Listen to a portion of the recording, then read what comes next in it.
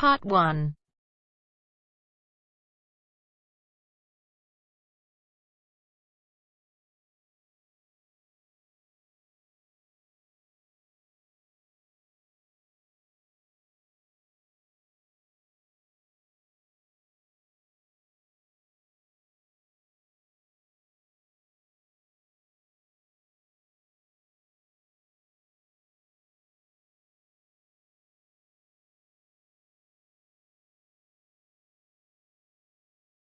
You will hear a number of different recordings, and you will have to answer questions on what you hear. There will be time for you to read the instructions and questions, and you will have a chance to check your work. You will hear two overseas students, Kate and Lukey, being interviewed by a university counsellor. First look at questions 1 to 5.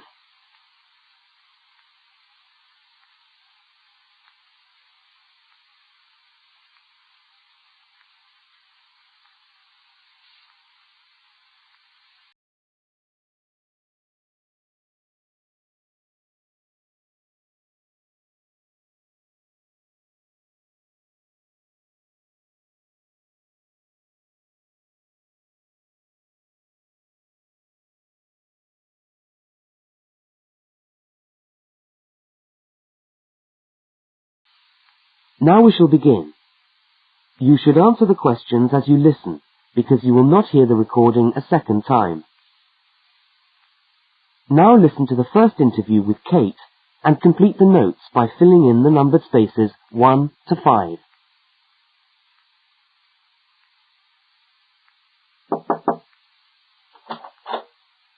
Hi there, Kate. Come on in. How are you today? Fine, thanks. Hi, Lukey. How's things? Okay. Well, as I explained on the phone, I'm a counsellor here at the Student Services section of the university, and I'm interviewing overseas students to help me draw up a guide for new students. So I'd be grateful if you could tell me a little about your time since you've been here in Cambridge. Right. Good idea. Now, Kate, let's start with you. Okay. This is your second semester, isn't it? Could you tell us something about your first impressions of the town when you arrived? Yeah. Well, first of all, I was struck by how quiet it is here in the evening. Yeah, I suppose Cambridge is a quiet place. Where did you live when you first arrived? Well, I went straight into student accommodation. It was a kind of student hostel. Ah, right. So, you didn't have to worry about doing your own cooking or anything like that? No, but sometimes I wished I had. The food at the hostel was awful. Oh, dear. But how were the other students? To be honest, I haven't managed to make many friends, even though the place is full. People seem to keep to themselves. They're not really very friendly. Oh, I'm sorry to hear that. Well, what about the actual course? You're studying, I'm doing a master's by coursework in environmental studies. Oh, right. And how are you finding that? Yeah, well, it's been pretty good, really. I've enjoyed the course, but I feel there hasn't been enough contact with the lecturers. Oh. They all seem to be incredibly busy. The only chance I've really had to talk to them was on the field trip. Well, that's no good. Mm-mm. Could anything be done to improve the course, in your opinion? Well, I think it would be helpful to have meetings with lecturers on the course. Say, once a fortnight, something like that. Regular meetings. Yes, that could certainly help.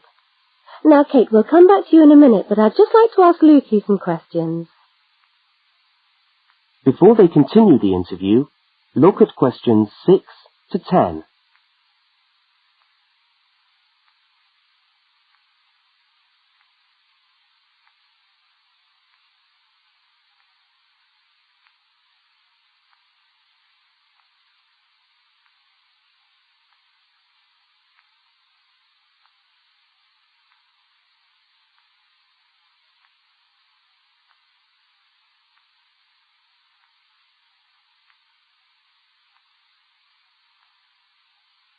As you listen to the rest of the interview, complete the notes. Lukey, where are you from? I am from Indonesia. And how did you find Cambridge when you first arrived? Well, I like it here.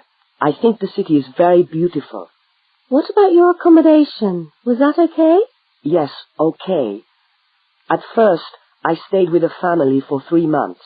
They were very kind to me, but they had 3 young children, and I found it difficult to study. Right, I see. So after 3 months, I moved out, and now I live with 2 other students in a student house. It's much cheaper, and we like it there. Good. And, what about your studies? What are you studying? I'm doing a Bachelor of Computing. Computing, I see. Apart from the language difficulties, if you can separate them, how have you found the course? Okay, but... Yes, go on. Well, the main difficulty for me is getting time on the computers in the computer room. It's always busy, and this makes it very hard to do my practical work. Yes, I'm sure it would. Can you reserve time in the computer room? No, you can't. But it would certainly help if we could reserve computer time. Yes, I'll look into that and see if something can't be done to improve things over there. Now, let's go back to Kate. That is the end of part 1. You now have half a minute to check your answers.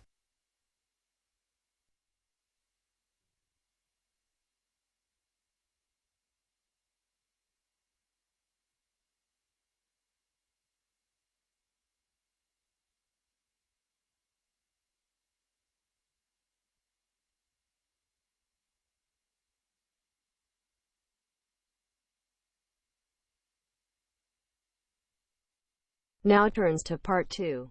Part 2.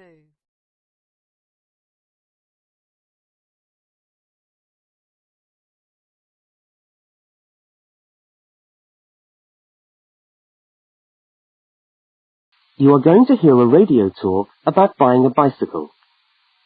First, you have some time to look at questions 11 to 20.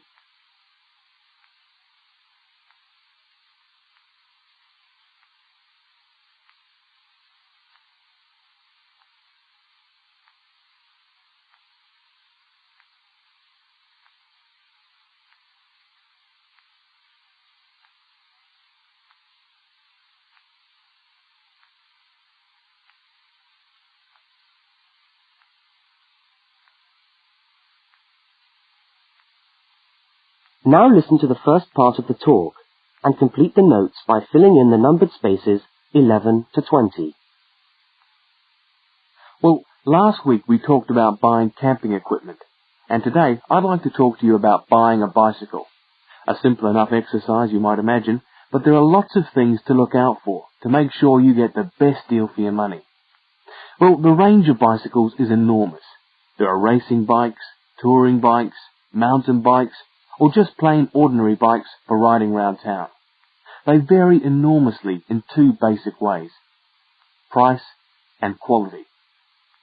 This means that the choice you make will probably be determined by the amount of money you want to pay, your own personal needs, what is actually available, or a compromise of all 3 things. However, in broad terms, you can spend anything from $50 to $2,000 on a bike, so you'll need to know what you're looking for. Single-speed cycles, that is bikes with no gears, are really only suited to short, casual rides.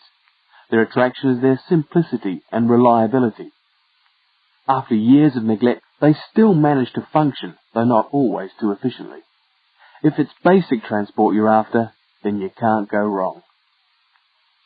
3-speed cycles, on the other hand, are all that is really necessary for most town riding, going to the shops and things like that. Like the single-speed bike, they're simple and reliable. If you are going to be going up and down lots of hills, then you'll probably want something more efficient. 5 and 10-speed bicycles are best suited to riding over long distances or hilly terrain and to serious touring. So if it's serious touring you're interested in, get a 5 or 10-speed bike. However, it's worth remembering that the difference in price between a 5 and 10-speed cycle is usually very little, and so it's well worth paying that little bit extra to get the 10-speed one. So I would tend to recommend the 10-speed bike as the price is similar. However, you'll be getting better quality components. Now the next thing we need to look at is size. Buying a cycle is like buying clothes. First of all, you find the right size, and then you try it on to see if it fits. Contrary to what you might imagine, the size of the cycle is not determined by the size of the wheels, except in children's cycles, but by the size of the frame. So you'll need to measure the length of your legs and arms to get a frame that is the right size for you. Well, that's all from Helpful Hints for today. That is the end of part 2. You now have half a minute to check your answers.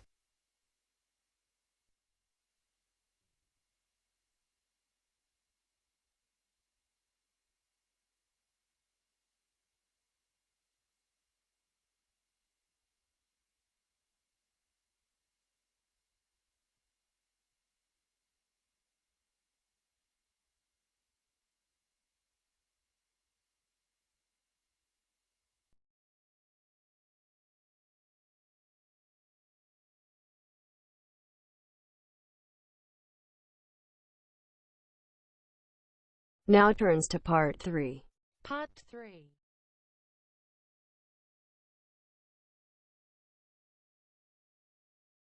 In this section, you will hear a conversation between two students, Fiona and Martin, talking about a tutorial topic.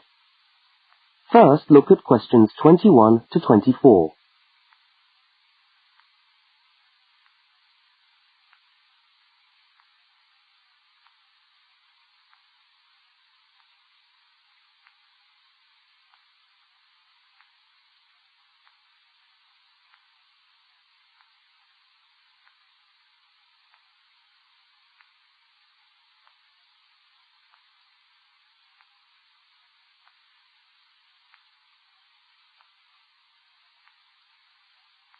Now listen and answer questions 21 to 24. Hi there, Martin. How are you going with your Australian Studies tutorial paper? Oh, good. I finished it, actually. Lucky you. What did you do it on? I'm still trying to find an interesting topic. Well, after some consideration, I decided to look at the history of banana growing in Australia. Banana growing? Yeah, banana growing. Fascinating, I'm sure. Well, it's not as boring as you'd think. And I wanted to tie it into the work I've been doing on primary industries and the economy. Anyway, I bet there are a few things you didn't know about bananas. Such as? Such as the fact that bananas were among the first plants ever to be domesticated. Oh, really? Yeah, they're an extremely nourishing food. I suppose you're going to tell me the whole history of banana growing now, aren't you? Well, it'll be a good practice run for my tutorial next week. I'll do the same for you sometime. Okay, fire away. So where were these bananas first domesticated? According to my research, the Cavendish banana, which is a type of banana, and the first type to be cultivated here, actually originated in China, but they had a fairly roundabout route before they got to Australia. You mean they didn't go straight from China to Australia? No, they didn't. It seems that in 1826, bananas were taken from South China to England. I suppose they'd have made a welcome addition to the English diet. Yes, I'm sure. Well, apparently there was an English duke who was particularly fond of bananas, and he used to cultivate them in his hothouse, which is where you have to grow them in England, of course, because of the cool climate. And they became quite popular in the UK. So he was the one responsible for cultivating the Cavendish banana, which was then introduced into Australia. I see, and we've been growing them ever since. Yeah. Now look at questions 25 to 32.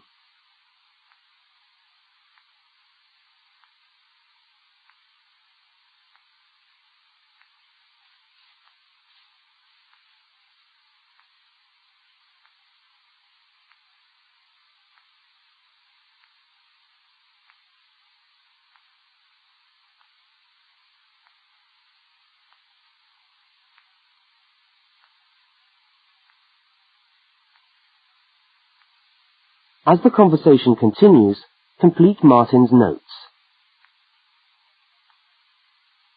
Are they hard to grow?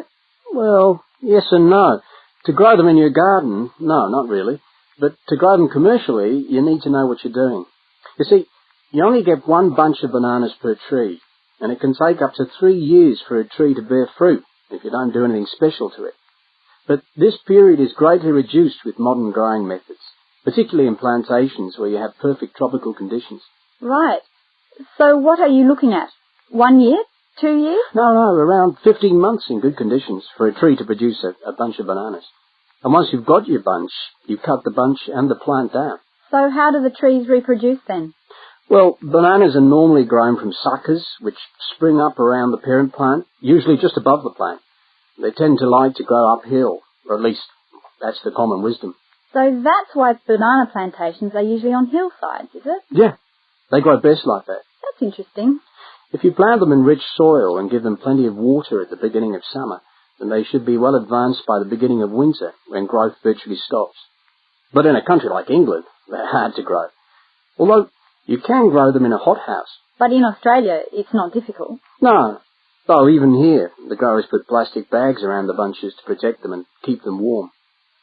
If you go up to the banana growing districts, you'll see all these banana trees with plastic bags on them. But how do they stop the bananas going bad before they reach the shops? Well, the banana bunches are picked well before the fruit's ripe. Once you cut the bunch, the bananas stop growing, but they do continue to ripen. The interesting thing is that once one banana ripens, it gives off a gas which then helps all the others to ripen. So they pretty much all ripen within a few hours of each other. Amazing. So do we export lots of bananas overseas to Europe and Asia, for instance? Well, oddly enough, no. I believe New Zealand takes a small proportion of the crop, but otherwise, well, they're mostly grown for the domestic market, which is surprising when you think about it, because we grow an enormous number of bananas each year. Yes, well, thank you for all that information. I'm sure the tutorial paper will go really well. You certainly seem to have done your research on the subject. Let's hope so. That is the end of section 3. You now have half a minute to check your answers. That is the end of part 3. You now have half a minute to check your answers.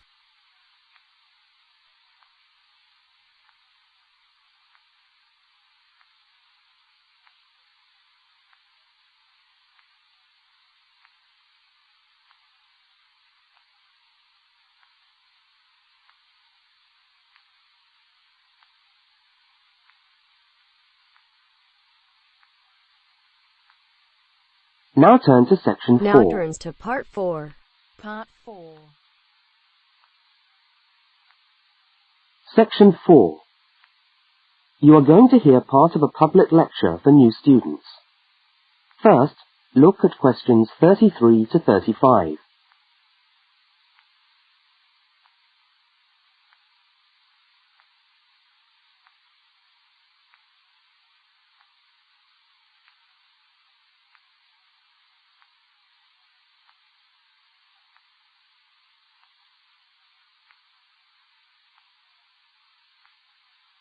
Now listen and answer questions 33 to 35.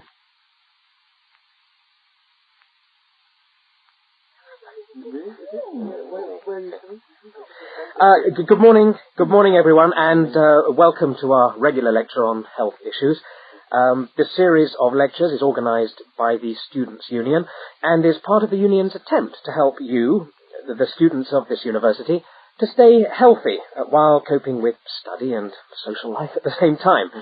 So, it's a great pleasure for me to welcome back Ms. Diane Greenbaum, who is a professional dietitian and who has been kind enough to give up her time in what I know is a very hectic schedule to come along and talk to us today. Thank you. Thank you very much, John. May I say it's a pleasure to be back.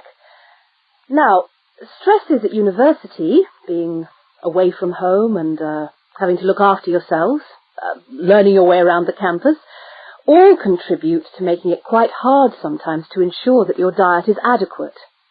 So, today, I'm going to talk about ways of making sure that you eat well, while at the same time staying within your budget.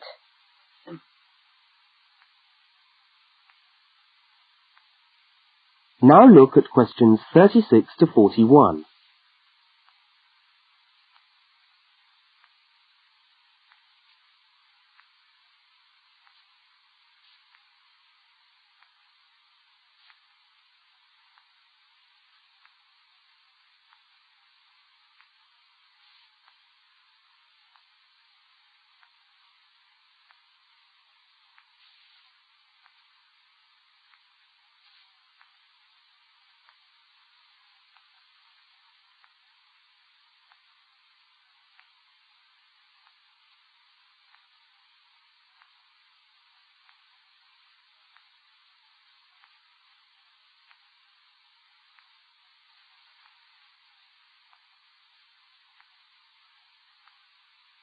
As you listen to the second part of the lecture, complete the notes and diagram in the spaces provided.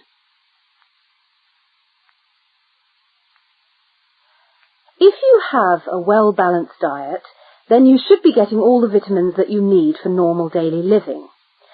However, sometimes we think we're eating the right foods, but the vitamins are escaping, perhaps as a result of cooking, and anyway, we're not getting the full benefit of them. Now, if you lack vitamins in any way, the solution isn't to rush off and take vitamin pills, though they can sometimes help. No, it's far better to look at your diet and how you prepare your food. So, what are vitamins? Well, the dictionary tells us they are food factors essential in small quantities to maintain life. Now, there are fat-soluble vitamins which can be stored for quite some time by the body, and there are water-soluble vitamins which are removed more rapidly from the body. And so a regular daily intake of these ones is needed. Okay, so how can you ensure that your diet contains enough of the vitamins you need? Well, first of all, you may have to establish some new eating habits. No more chips at the uni canteen, I'm afraid. Now, firstly, you must eat a variety of foods. Then you need to ensure that you eat at least 4 servings of fruit and vegetables daily. Now, you'll need to shop 2 or 3 times a week to make sure that they're fresh, and store your vegetables in the fridge or in a cool, dark place. Now, let's just refresh our memories by looking at the healthy diet pyramid. Okay, can you all see that? Good. Well, now, as you see, we've got 3 levels to our pyramid. At the top, in the smallest area, are the things which we should really be trying to avoid as much as possible. Things like, sugar, salt, butter, all that sort of thing. Next, on the middle of our pyramid, we find the things that we can eat in moderation. Not too much, though. And that's where we find milk, lean meat, fish, nuts, eggs. And then at the bottom of the pyramid are the things that you can eat lots of, because they're the things that are really good for you.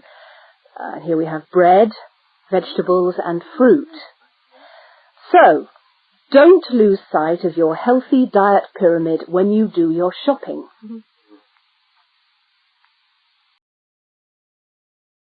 That is the end of part 4. You now have half a minute to check your answers.